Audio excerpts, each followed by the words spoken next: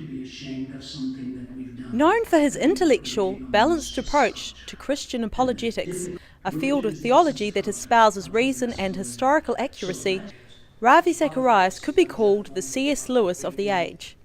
He is in Dunedin for the first time and today presented a leaders' breakfast following on from his appearance at the Forsyth Bar Stadium this weekend to an audience of over 4,000.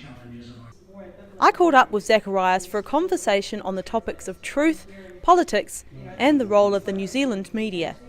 Oh, you also on Saturday quoted Malcolm Muggeridge as his discussion on a fishbone stuck in the throat of the handheld microphone. But in fact, in a discussion that you had in 1993 with Just Thinking magazine, you mentioned that in an event where there was an argument around words, the word target, it was the journalist who in fact fished out the lie in that instance. In terms of today's climate, which some might see as similar to some of the Cold War era, what is the journalist's role in pulling the fishbone out from the microphone, and what difference can the New Zealand media, seemingly at one remove, make?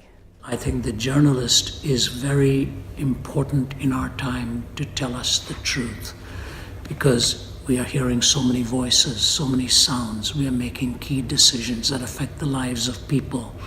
And if ideology takes over facts, then distortion will abound. You have been commended for your balanced approach in debate and conversation with men and women from disparate backgrounds around the world. How do we instigate peace between leaders, if not with universalism? And does it come with a knife, or does it come with an olive branch? Oh, that's a marvelous question. This has been my life. I have had so much of my life spent with people with opposing viewpoints. I think the word tolerance is a very misused word, because tolerance has two edges to it. But we don't like the other edge. We only like the edge that suits us. You said in another interview regarding Dawkins' rally for reason in Washington, his comments against Christians while in Christian countries were made with impunity. Is it still your view that Dawkins is a belligerent atheist?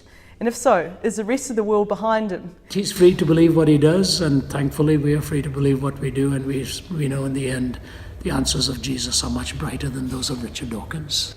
At the breakfast, Zacharias also talked about his experiences as a 17-year-old so desperate for answers that he tried to take his own life. It is through these experiences that he says he found the true calling of God. Roselle LeBone, The South Today.